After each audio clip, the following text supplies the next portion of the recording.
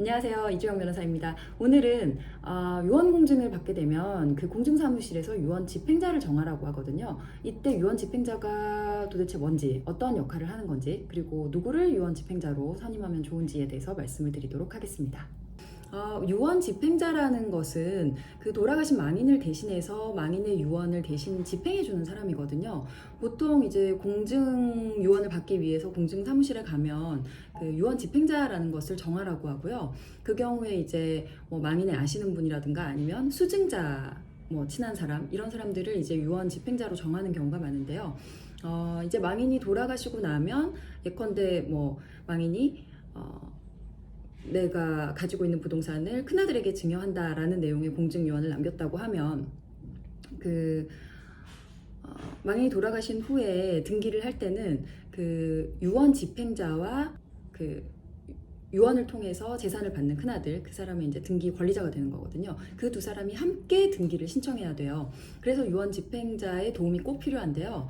이 경우에 유언 집행자를 정해두지 않으면 그 상속인들 전원이 유언 집행자가 되거든요. 그렇게 되면 그 사실 뭐 큰아들에게만 증여를 한다 이런 내용으로 공증유언을 남겼다면 이제 다른 상속인들 입장에선 자신의 상속분을 빼앗기게 되는 거니까 등기에는 협조하기가 어렵겠죠. 그러니까 공증유언을 남길 때는 유언 집행자를 지정을 해두는 것이 좋고요.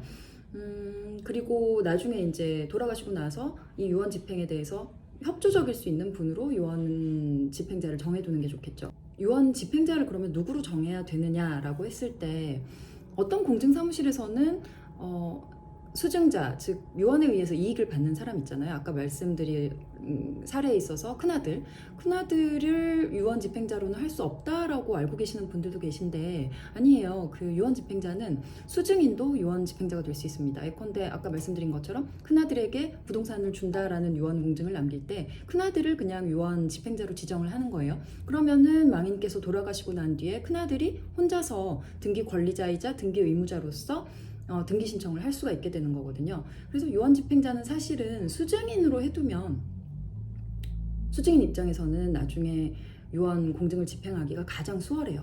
그래서 그거를 좀 잘 알고 계시면 좋을 것 같고요. 그리고 아까 말씀드린 것처럼 유언 집행자를 지정하지 않고 그대로 그냥 돌아가시게 되면 상속인 전원이 유언 집행자가 되기 때문에 이 수증인에게 등기를 이전하려면은 상속인 전원이 협조를 해줘야 되거든요. 전원은 아니더라도 과반수가 등기에 협조를 해줘야 돼요. 그 유언 집행이라는 거는 여러 명이 있을 때는 과반수 찬성으로 진행을 하거든요. 만약에 그분들이 협조를 안 해주시면 결국은 소송을 해야 됩니다. 소유권 이전 등기 청구 소송이나 아니면 유언 유효 확인 소송 뭐 이런 것들을 제기해야 되는 이런 소송을 제기해야 되는 그런 번거로운 일이 생길 수 있기 때문에 유언 집행자를 상속 그 재산을 받을 수증자로 해두는 것이 가장 편해요.